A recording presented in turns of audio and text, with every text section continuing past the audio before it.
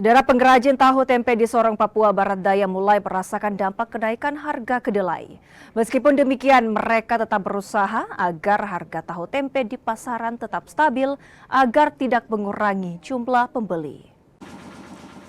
Dampak kenaikan harga kedelai impor yang menjadi bahan baku utama produksi tahu tempe saat ini sangat terasa.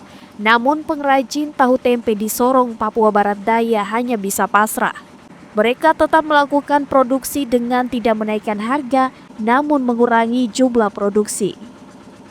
Hal ini dilakukan mengingat persaingan penjualan tahu tempe di Sorong semakin meningkat.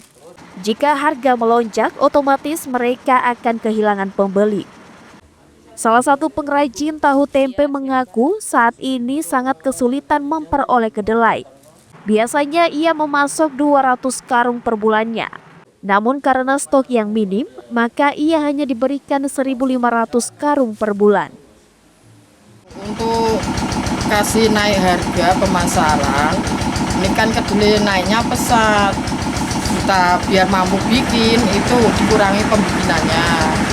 Biar agak-agak kosong sedikit kan pembeli tahu juga toh. Kedelai naik, kacang hijau naik. Untuk stoknya masih ada sampai saat ini atau sudah mulai berkurang juga? Mulai kurang.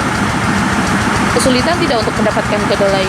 Sangat sulit, soalnya kan untuk kenaikan begini dari bos sana Surabaya kan tetap dikurangi.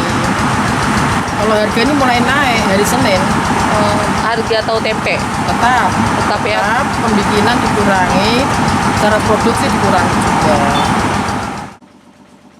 Saat ini peminat tahu tempe di Sorong mulai berkurang, kebanyakan penjual yang harus mencari pembeli. Akibatnya sejak bulan Januari 2025, pendapatan pengrajin tahu tempe turun hingga 25%.